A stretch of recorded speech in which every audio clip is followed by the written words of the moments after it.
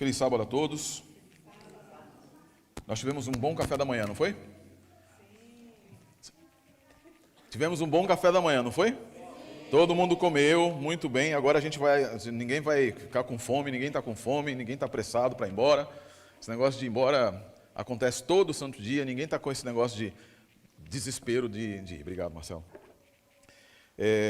Nós tivemos um pouquinho mais de tempo, utilizamos alguns minutos de tempo, e nós vamos hoje continuar nossos estudos sobre o livro de Gênesis.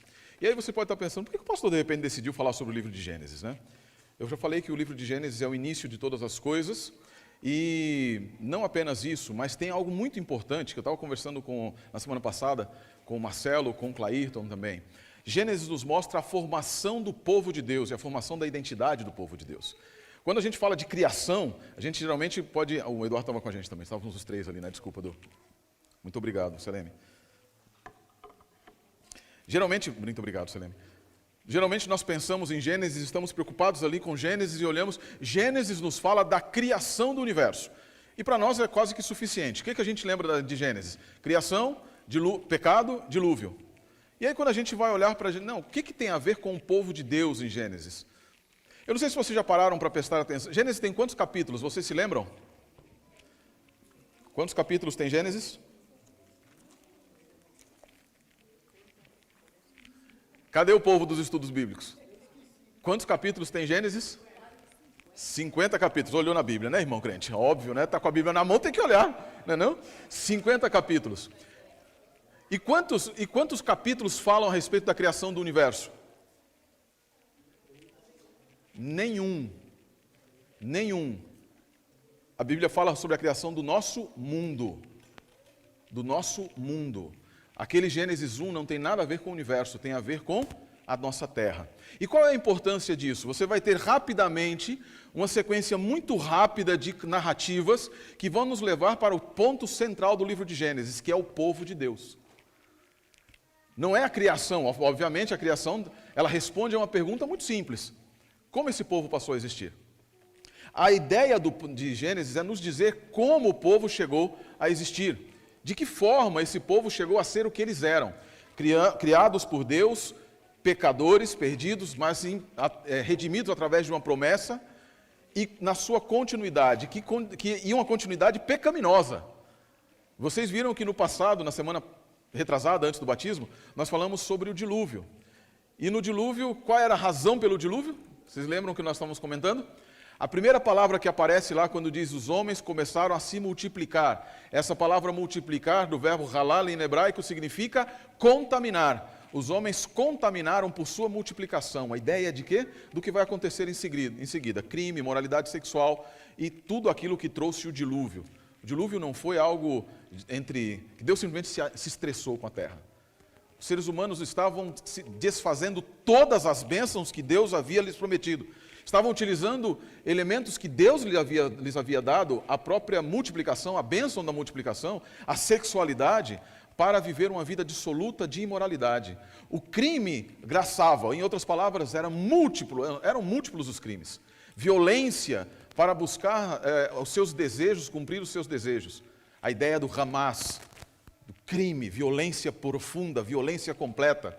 Da ideia do lacar, tomavam por mulher não apenas mulheres como suas esposas, mas faziam de mulheres todos aqueles que estavam vivendo naquele tempo. Em outras palavras, era basicamente o nosso tempo. Era basicamente o nosso tempo. E nós passamos e Deus destrói o ser humano, destrói tudo, inclusive as criaturas, mas aí depois Deus se lembra. Lembram que a palavrinha que aparece no capítulo 8? Deus se lembrou de Noé. E por que Deus se lembrou de Noé? Porque a graça de Deus se manifestou na vida de Noé, e Noé, a recebendo, viveu em conformidade a ela. E essa é a identidade do povo de Deus, já começa aqui, já começa a formação de identidade, algumas declarações de identidade. Noé era justo e perfeito em todos os seus caminhos. Tam vetzadik, tamim vetzadik, ele era justo e perfeito, completo. Justo também, justo no seu trato com os seres humanos, perfeito diante de Deus. Maravilhoso, e Noé andava com Deus, é isso? Correto? O texto hebraico diz efetivamente que Deus andava com Noé. Adonai hithalech et Noah. E Deus andava com Noé. E era uma sensação de proximidade, comunhão constante, um convite constante de Noé por suas ações diante, suas declarações de identidade, mas não apenas declarações faladas, mas declarações vividas, que transformavam Noé como um pregador da justiça, alguém que vivia em conformidade com aquilo que ele falava. E Deus tinha prazer em andar com ele. O dilúvio passou, aconteceu tudo que nós lembramos, e aí Noé sai da arca. E nós temos ali então no capítulo 9, os textos que nós lemos, que o Lucas e a Pamela leram hoje, capítulo 9, quando Deus estabelece uma nova aliança é um termo, modo de dizer, mas no capítulo 9, diz, capítulo 8, 22, nós terminamos na semana passada dizendo: enquanto a terra permanecer, tempo de semente e de colheita, e frio e calor, verão e inverno, e dia e noite jamais cessarão. Deus faz uma promessa maravilhosa, isso é importante que vocês mantenham em mente. No verso 9, capítulo 9, Deus diz assim, é dito: e Deus abençoou Noé e seus filhos e lhes disse: sejam frutíferos e multipliquem-se e repovoem a terra. Deus tinha ficado bravo com eles porque eles tinham povoado a terra, parece, né? Mas eles haviam povoado a terra através de atos de imoralidade, criado a terra não apenas com crescimento populacional, mas também com o crescimento da imoralidade. Haviam passado de pai para filho aquilo que era a sua marca quase de DNA, o legado deles. É por isso que a Bíblia fala que o Noé, Noé era justo e perfeito, e em seguida começa a falar dos seus filhos. Para dar a impressão de que dar a ideia de que eles eram os únicos justos que havia naquele tempo. O texto continua dizendo que Deus abençoou no capítulo 9. Deus abençoou e disse: multipliquem-se. Repete a bênção dada lá em Gênesis, ou seja, a terra é tudo novo. Tudo novo. Repitam, multipliquem-se. E aí nós vamos ter essa historinha, uma historinha, e não é uma historinha no sentido pejorativo, mas uma história que é curta. Ela é curta também, mas uma história que tem profundo significado. Ela nos apresenta como Deus mostra a sua graça, aqui tendo um overview, Deus mostra a sua graça, onde? No primeiro, como nós lemos agora, capítulo 8, verso 22, e no capítulo 9, início do capítulo 9. Deus mostra a sua graça ao multiplicar, ao abençoar com multiplicação, com frutificação, e com a promessa de encher a terra, com a ordem de encher a terra, que é também em si uma promessa, para aqueles que haviam saído da arca. E essa é a promessa. Ali ficou difícil de ler, hein? Nossa! Ele levanta a aliança para... Isso aqui é extremamente importante, mas vamos falar mais adiante. Os homens, e aí tem um outro aspecto, são os 3 aspectos importantes que eu queria tratar com vocês. Deus levanta a sua aliança, mostra a sua graça, e essa palavra levantar é extremamente importante, porque no texto bíblico, como nós lemos, aparece Deus estabeleceu sua aliança. Estabelecerei minha aliança. Mas o termo hebraico utilizado para levantar para a aliança nesse texto é do mekim, que significa levantar, erguer. Por quê? Porque a aliança nesse contexto, ela é de proteção. Ela é uma aliança de proteção, como nós vamos ver no final. Deus está levantando uma parede de proteção e armando o ser humano para que ele possa questionar Deus, e inclusive, não duvidar de Deus, obviamente, mas fazer Deus se lembrar da sua promessa. E isso é muito bonito no contexto passado. Os homens se unem, e eles se unem com propósito. Esse é o segundo ponto. Se Deus mostra a sua promessa, Deus mostra a sua aliança, os homens se unem em um propósito de louvar a Deus, é isso? Não se unem no propósito de louvar a Deus. Nós vamos ver mais adiante também. Os homens se unem. União é o que eu já falei algumas vezes aqui, a gente sempre diz assim: uau, nós precisamos de uma igreja mais unida. Nós precisamos de uma igreja em que haja união. Não podemos ter grupos separados, não podemos, etc., porque precisamos de união. A união é o propósito de Deus para a humanidade. É isso ou não? Por que Deus disse, se espalhem? A senhora White tem um texto maravilhoso em que ela diz o seguinte: Deus não quer que seu povo se multiplique. Deus não quer que seu povo se junte em guetos. Em lugares em que, assim, vocês conhecem lá São Paulo, né? São Paulo tem o Capão Redondo, a Coab Adventista. Como é que é a Coab Adventista?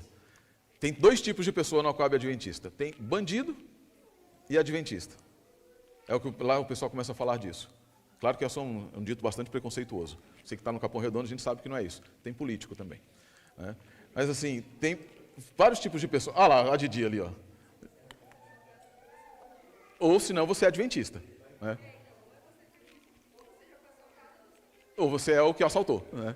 Lá é mais ou menos isso. Eu morei lá, a gente sabe desses negócios. Mas veja, nós temos outros lugares, em Santa Helena, nos Estados Unidos. Santa Helena é um dos lugares com uma das maiores populações adventistas no mundo. A ilha de Pitcairn, ilha quase toda adventista, praticamente toda adventista. Mas o que é isso? E nós temos esse costume. Criamos o IASP, lembram? Aqui você estudou no IASP, né, Edu? No IAE em São Paulo? Quem foi que estudou? O Rubinho? Quem foi que estudou no IASP? No IASP, né? No IAE também. Marcelo estudou no IASP. O Clayton também. A gente só muda de lugar os guetos, né? A gente só vai juntando todo mundo aqui. E a gente criou o IASP em Hortolândia, e Hortolândia foi crescendo em torno do IASP. A gente criou o IAE em São Paulo, ali na região do Capão Redondo, e a região foi crescendo em torno, porque os adventistas foram todos indo para lá. Criaram o Instituto Adventista, lá o IAE do Engenheiro Coelho, começa uma rebanada, começa um monte de gente a ir para lá também. Em outras palavras, nós temos o desejo de ficar juntos. Isso é bom, em certa medida. Em certa medida. Por quê? Porque a união, a unidade é boa apenas quando te leva a louvar a Deus e cumprir os propósitos de Deus. O propósito de Deus nesse tempo não era a união de todos em um único lugar. Por isso ele disse, espalhem-se, espalhem-se. E por último, que eu também não estou quase conseguindo ler ali, o que eles fizeram? Construíram uma terra para alcançar o céu. Para quê? E por quê? Para desafiar a Deus. Deus disse, espalhem-se. Eles disseram, ficamos. Deus disse, multipliquem e encham a terra. Eles disseram, vamos encher esse único lugar. Eles tiveram um outro que para mim é uma das coisas mais tremendas daquele momento. Eles duvidaram de Deus. Duvidaram da promessa de Deus, como nós vamos ver mais adiante. Renascimento do pecado. E mais uma vez a humanidade mostra a sua humanidade.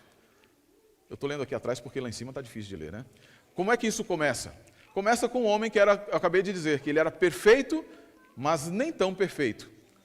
E o termo utilizado mais uma vez aqui para começar, que a Bíblia diz no capítulo 9, verso 20. Abra a Bíblia no capítulo 9, verso 20. Diz o seguinte: E Noé começou a ser um homem, um fazendeiro, e ele plantou uma vinha. A palavra começar aqui, mais uma vez, é halal, profanar, contaminar. E você sabe por que ela está sendo utilizada? Porque o que vai acontecer em seguida demonstra que a utilização da vinha foi para o mal da humanidade. Em que sentido? Olha o que acontece logo em seguida, o verso 21. E ele bebeu do vinho e chapado. E ele se descobriu na sua tenda. Tem uma historinha muito legal que eu quero ler para vocês aqui, que diz o seguinte: naquele tempo, quando Noé resolveu plantar a vinha, Satanás chegou a ele e disse assim: o que é isso aí que você tem nas mãos? E Noé respondeu: é uma vinha, é a suco da uva. Você quer que eu plante com você? Eu sei como plantar e eu posso te ajudar com isso. E aí, ele disse: ok, vamos plantar juntos então. Vamos plantar juntos. Só que Satanás pegou, e obviamente que ele nunca faz nada bem para ninguém, ele trouxe, para ajudar a plantar, ele trouxe o sangue de um macaco, o sangue de deixa eu pegar aqui, o sangue do macaco, ele trouxe também o sangue de um leão, trouxe o sangue de um porco, e ele... Eu perdi a historinha aqui. Cadê onde é que estava colocando aqui, gente? Tinha deixado no lugar. Esse negócio de celular não é comigo não, viu? Bem, eu lembro mais ou menos da história. E ele trouxe de um cordeiro também. Trouxe de um cordeiro, de um macaco, trouxe de um leão e trouxe de um porco.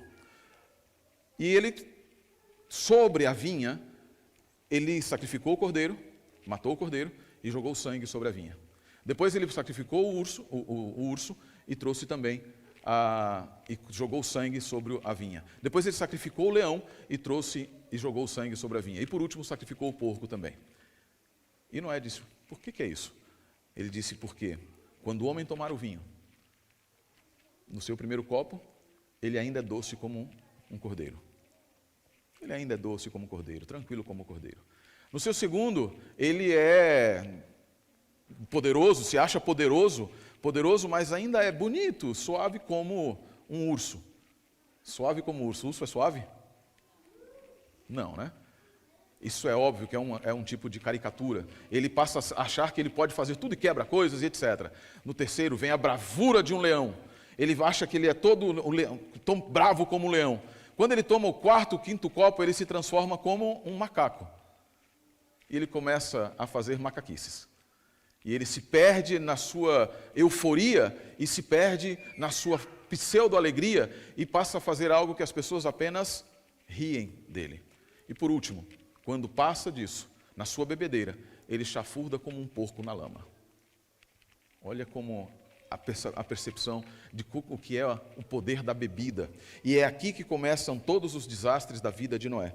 Noé tem um filho que o vê de uma maneira que não deveria vê-lo, que não deveria ver, e é nessa troca de informações e nesse episódio esquisito, estranho, nós vamos encontrar uma relação antagônica entre bênção e maldição. A bênção dos filhos, que são vistos como filhos, que foram abençoados no capítulo 9, são abençoados e são um legado de Noé, mas também passam a ser praticamente quase uma maldição. E ele tem que amaldiçoar um dos seus filhos, um dos filhos que passa para o futuro como Canaã. É a bênção da lavoura que se torna a maldição da embriaguez e problemas que são trazidos para a família. Se Noé não tivesse bebido, não tivesse chapado o coco, vocês acham que ele teria tido problema? Não teria tido problema. E quantas famílias nós vemos hoje que tem esse tipo de problema? Eu perdi um tio para a bebida. Teve cirrose hepática e faleceu. Eu tenho um outro tio que ele também bebia muito, quando eu era muito pequeno. Bebia muito, mas Deus o recuperou deitado numa cama de hospital. Ele teve uma visita de Cristo Jesus no quarto do hospital dele, que o recuperou da cirrose que estava levando para a morte. E ele se levantou e ele é o ancião da igreja hoje. O ancião da igreja. Ele é o primeiro ancião da igreja em Vitória da Conquista. Quais são os problemas? Porque se existe um antagonismo da parte do ser humano e o retorno e a transformação de bênçãos e maldições pela parte do ser humano, há um Deus nos céus que pode, pela sua graça, transformar maldições em bênçãos. Maldições em bênçãos. E aqui Deus encerra, Ele ordena aos homens, novamente como já havia dito, que eles encham a terra. É a repetição da ordem, já falei sobre isso. Poucos seriam muitos e pelo poder do Eterno. Havia poucas pessoas ali, eram oito pessoas. 8 pessoas. E Deus havia dito, encham a terra. Mas pela sua obediência. Povoar, encher a terra, era absolutamente necessário. Eu já passei sobre isso aqui. Deus não queria que eles ficassem em um único lugar. Aqui é onde a arca pousou, em Ararat, e aqui é Siná, a terra de Siná. É aqui nesse lugar. Eles andaram tudo isso, e a Senhora White diz no livro Patriarcas e Profetas que eles andaram tudo isso para fugir da ordem de Deus.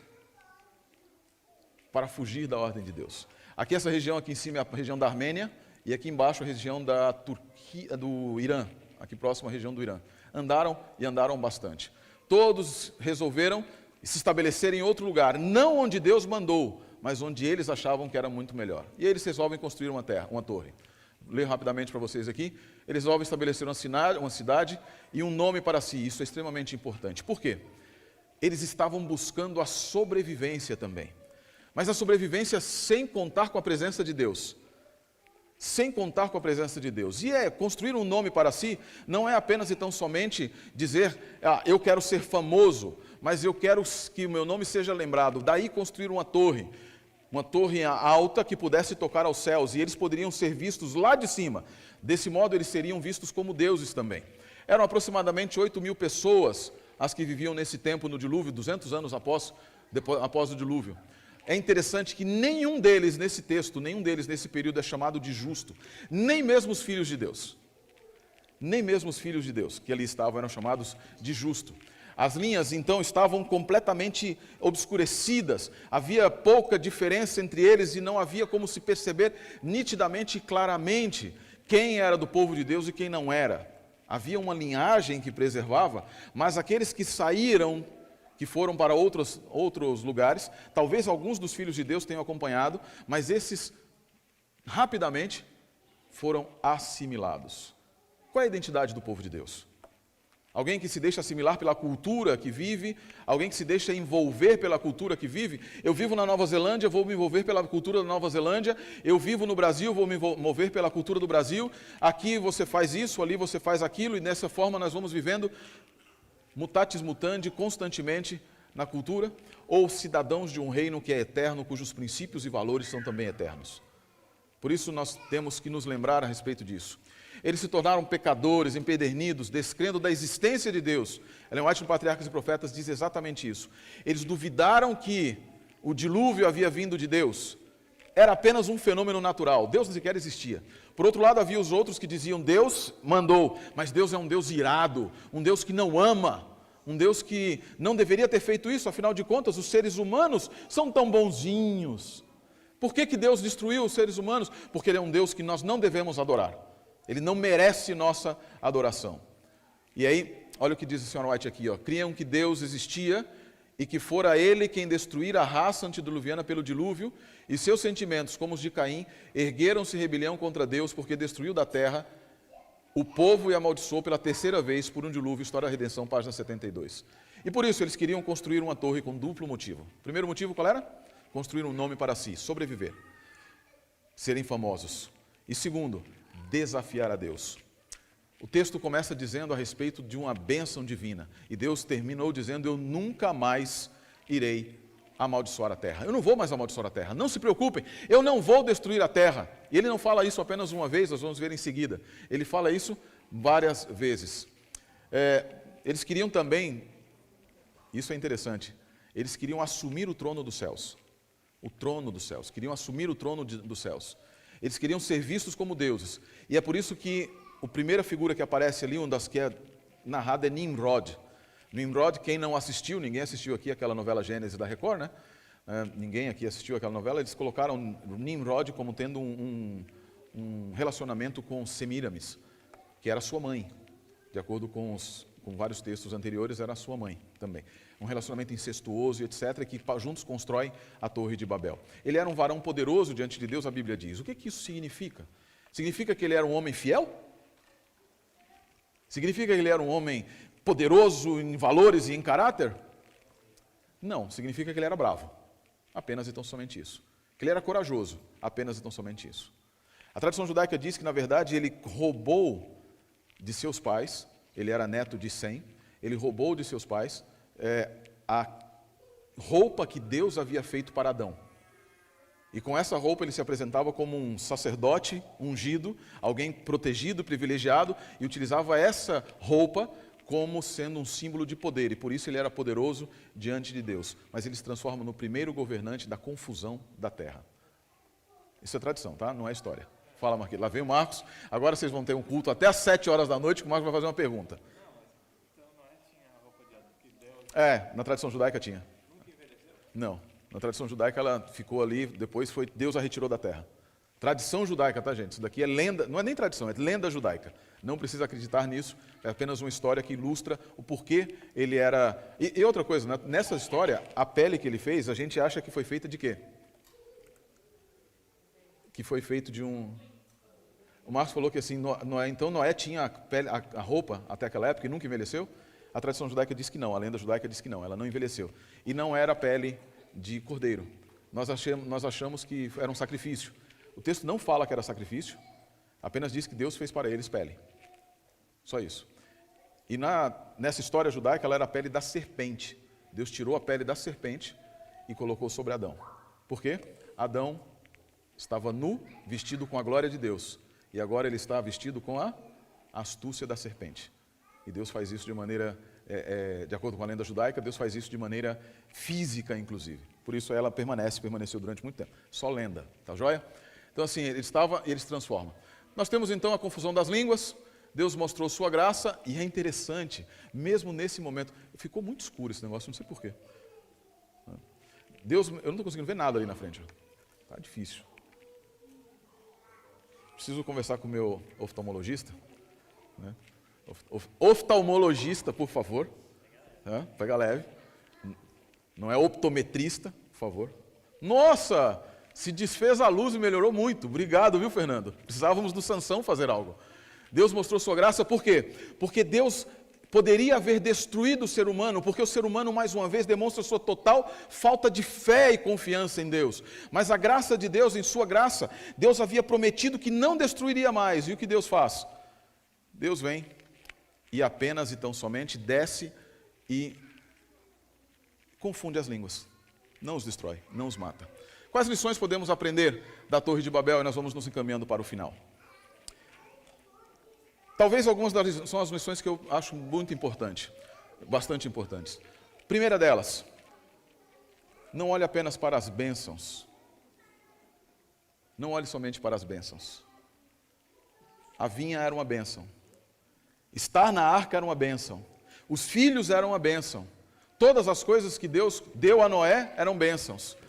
Mas olhe para, não apenas para a uva que alimenta, para que ela não se torne no vinho que embriaga. Mantenha seus olhos em Deus. Mantenha seus olhos sempre em Deus. Obediência é muito melhor do que sacrifícios. A obediência é muito melhor do que estratégias que nós podemos traçar, do que nós podemos pensar. Obedecer a Deus é essencial para vermos a graça de Cristo manifesta em nós, mas também a graça de Cristo é quando nos falta obediência. Mas é importante que nós mantenhamos a busca completa. Lembra que eu falei? Noé achou graça aos olhos de Deus, não porque Deus deu um monte de coisas gratuitas para Noé, mas porque Noé era justo e perfeito. Graça de Deus não é desculpa para pecarmos. A graça de Deus não é um cartão em branco ou um cheque em branco para nós vivermos dissolutamente. A graça de Deus é a manifestação do poder de Deus em te transformar de uma pessoa que não pode cumprir os seus requisitos e nem viver em santidade em alguém que é santo diante dele. Isso é graça. A graça de Deus é a transformação da vida e não um cheque em branco para fazermos o que quisermos. Também, isso aqui é fantástico, o orgulho, Nimrod era muito poderoso. Nimrod era muito poderoso, mas o orgulho sempre levará para longe de Deus. Você tem cargo na igreja? Você acha que é bom ter cargo na igreja?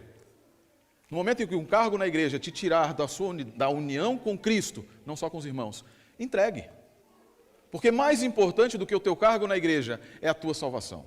Mais importante do que ser pastor, ser ancião, ser diretor do Ministério da Música, cantar bem, etc., é você ter Cristo no teu coração. Mais importante do que você estar numa igreja com ar-condicionado, com bons bancos e etc., é você estar disposto a ir para onde Deus te mandar. Muito mais importante do que qualquer outra coisa, a não ser que você queira que Deus te humilhe para que você possa sobreviver. Construir uma torre e dizer a Deus, eu estou chegando diante de ti, sou tão poderoso quanto o Senhor, vai fazer com que você caia. Não construa torres baseadas naquilo que você pensa, baseado na sua vontade de ter, no seu poder que você acha que tem, nem mesmo na eloquência que você acha que tem. Não construa torre alguma. Por quê? Porque é Deus quem deve construir o local alto onde você vai ficar. Lugares altos construídos por seres humanos são lugares de idolatria. Tem uma musiquinha que é muito legal, né? Porque meu pastor me leva a lugares. Se Cristo te levar, vá. Mas se você estiver em algum lugar em que você acha que este é um bom lugar, seja um cargo na igreja, seja a comissão da igreja, seja qualquer outra coisa, você queira entrar, é um ídolo, é uma torre de Babel. E o orgulho precede a queda. O orgulho precede a queda. Eles caíram muito alto. Por quê? O que te causa orgulho? Porque eles não confiaram em Deus. Porque todo orgulho é a exacerbação da confiança em você e a perda da confiança em Deus. O que eu sei fazer? Puxa vida, eu tenho um bom carro. Olha lá, eu tenho um bom carro. Eu tenho uma linda casa, eu tenho uma igreja fantástica, uma igreja que as pessoas amam, a igreja que as pessoas gostam de estar, a igreja adventista do sétimo dia, que tem que prega a Bíblia, a igreja batista que prega a Bíblia, a igreja católica ou qualquer uma igreja, me orgulho disso. O orgulho sempre te levará para longe de Deus. É o teu trabalho? Para Deus. Eu dou 22 estudos bíblicos, eu faço 35 visitas, eu faço pequeno grupo, eu faço isso, eu faço aquilo outro, eu faço. Quem é que está falando? Eu faço. E tudo o que você faz, se não estiver para a honra e glória de Deus, é esterco, não vale absolutamente nada. É uma torre de Babel e idolatria na sua vida. Idolatria na tua vida. E Deus colocou um arco que tem tripla função. Eu acho isso maravilhoso. A primeira função é a função de proteção. Não era arco-íris, tá? A gente fala que é arco-íris, mas o texto hebraico não chama de arco-íris. Eu apenas colocarei o meu arco sobre o céu. É óbvio que a gente sabe que provavelmente é o arco-íris. Por quê? Porque aparece depois da chuva. É a aliança erguida que nos protege todas as manhãs da destruição que nosso pecado atrai. É o que está lá em Lamentações de Jeremias, capítulo 3, verso 25, 22 em diante. As misericórdias do Senhor se renovam quantas vezes? Cada manhã. São um motivo de não sermos consumidos. Misericórdia é o arco de Deus, mesmo invisível, lembrando a Deus de que nós somos seus filhos. É o arco da cruz, com os braços abertos para nos transformar e nos proteger da ira que o nosso pecado sempre atrai. É também um memorial para o homem, para lembrar a cada um dos seres viventes das gerações vindouras que Deus é sim amor. É sim amor. Mas que seu amor não pode ser usado como uma bandeira para o pecado, mas sim como um meio de escape do pecado. Estávamos numa reunião há uns dias e alguma pessoa teve uma situação lá específica entre pastores, e aí falou, não, mas isso aqui, não. Eu falei, calma, eu acho que nós temos que tomar cuidado com uma característica que nós temos no mundo de hoje, que é to try to unseen the sin. Nós estamos vivendo num mundo em que nós não estamos querendo render a nossa vida para nos livrarmos do pecado, mas queremos nos livrar do pecado por definir que aquilo não é mais pecado. O povo de Deus não tem medo de viver em um mundo que é pecador, mas anunciar que aquilo é pecado. Anunciar que é pecado. Muitas vezes porque nós amamos as pessoas, porque nós gostamos das pessoas, nós esquecemos que o nosso primeiro amor é a Deus. Não é incomum hoje nós vermos assim, não, mas o coração da Bíblia é amarás ao próximo como a ti mesmo. Onde está isso? Onde é que está isso? Primeiro e antes de mais nada, o primeiro maior mandamento qual é? Amarás ao Senhor teu Deus sobre todas as coisas, com toda a tua mente, com todo o teu coração, com toda a tua alma, com todo o teu coração e com todo o teu entendimento, ou com o meod, com tudo que você tem. Em outras palavras, tudo que você é deve refletir o que Deus é e o que Deus quer que você seja, não o que o próximo precisa. O que o próximo precisa é um encontro com Deus, e ele não vai ter um encontro com Deus se você se desvestir da luz de Cristo e se vestir com aquela da serpente. Lembre-se disso. Identidade do povo de Deus, a identidade do povo de Deus é bem simplesmente declarada. Alguém que vive contra a cultura. Alguém que não tem medo algum de dizer assim, Rei, se Deus não quiser me salvar, ainda assim eu não vou te adorar. Se Deus não quiser que fazer algo, ainda assim eu não vou me afastar dele. Ainda que ele me mate, nele confiarei. A identidade do povo de Deus é ser povo de quem? Uau, so simple. A identidade do povo de Deus não é ser pastor, nem ancião, nem diretor de música, absolutamente nada. Mas é ser filhos de um Deus que ama e que entregou sua vida por cada um deles. Essa é a identidade do povo de Deus. Último item, é também um memorial para Deus. E porque Deus criou um sinal visível para si de que promessa deve permanecer para sempre. O erguer do arco de Deus deve ser também a lembrança de que na cruz, Deus foi erguido para nos livrar da ira e nos salvar do juízo vindouro. E isso é a aliança. É a ideia da aliança sendo levantada com a humanidade, em favor da humanidade. Vou voltar aqui para a Silvia tirar a foto. Obrigado, Silvia. É bom estar daqui da frente que a gente vê. Aliança de Deus levantada em favor da humanidade. E como é que ele faz isso? Deus repetiu a mesma promessa 3 vezes no texto de Gênesis. Eu não vou destruir vocês com um novo dilúvio. 3 vezes. Não apenas uma, mas 3 vezes. A primeira delas foi para a família. Capítulos 8, versos 8 a 11. Deus fala para a família. Disse Deus para Noé e seus filhos. Também para a humanidade, 12 a 16. Disse Deus para todos. E por fim, apenas para o indivíduo, verso 17, disse Deus a Noé. Disse Deus a Noé e seus filhos, disse Deus sem nenhum objeto direto, sem para ninguém, e disse Deus a Noé. Para os 3 níveis principais da nossa vida. E eu acho interessante que nós em princípio, teríamos pensado assim, Deus teria que falar para mim primeiro. Mas para quem ele fala primeiro? A promessa foi feita para quem? Para quem? Para a família. Para a família. A aliança de Deus é uma aliança que se manifesta na família. Ela precisa se manifestar primariamente na família. E a aliança de Deus é uma aliança que pode unir a família, que deve unir a família em torno de Cristo, porque é através da família apenas que o indivíduo se completa, e apenas através da família que a humanidade se planifica. Eu estava ouvindo ontem uma psicanalista, psicanalista, se não me engano, e ela falando assim, ó, mulheres e homens agora. Nenhum de vocês é para ficar estressado, não sou eu que estou dizendo, não briguem comigo, estou nem aí com esse negócio de vocês. Se vocês brigarem também, vocês vão ter que ficar comigo aqui nos próximos 10 anos. Pelo menos 10 anos. Então, se brigar, vai ter que viver comigo assim mesmo, não estou nem aí. Ela disse o seguinte, 90% das mulheres que vão ao meu consultório, elas chegam dizendo que o meu problema é o meu marido. Meu problema é o marido. Elas querem se livrar do marido.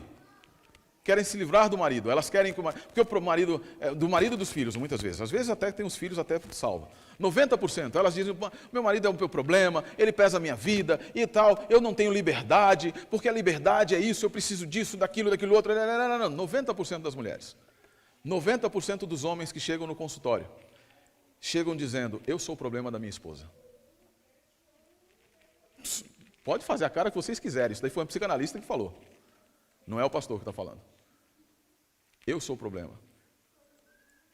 Só que os maridos estão destruídos porque eles não conseguem atender às expectativas da família. Olham e dizem, meus filhos não me respeitam, minha esposa não me respeita, etc. O que ela estava dizendo era o seguinte, o que ela queria dizer não era briga de sexo, não é nada disso. As expectativas nesse mundo estão transtornadas, uma psicóloga, psicanalista cristã.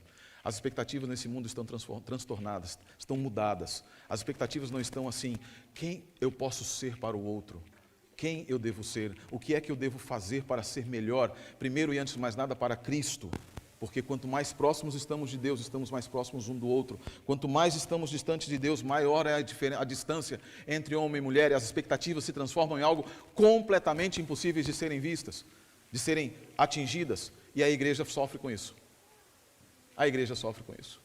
Homens e mulheres estão se esquecendo da bênção da família. Estão se esquecendo de serem educados uns com os outros. De serem gentis uns com os outros. Homens e mulheres estão querendo, ao invés de viverem em união, estão vivendo uma constante briga, constante guerra. O que está acontecendo? Estamos nos esquecendo da bênção.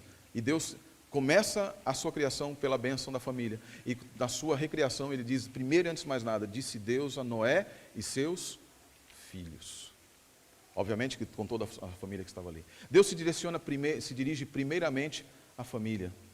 Porque sem família não há humanidade e o indivíduo se corrompe e se destrói. Eu vou passar essa parte aqui porque é bastante longa, mas a gente não precisa disso, porque eu já falei isso para vocês algumas vezes.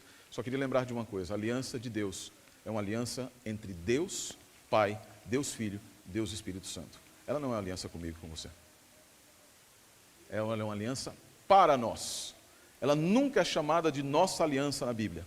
Esqueçam isso. Ela é sempre a minha aliança, a aliança de Deus. Para quê? Para te proteger, para te salvar, para te beneficiar, para te trazer a um bom caminho. Mas você não tem poder sobre essa aliança.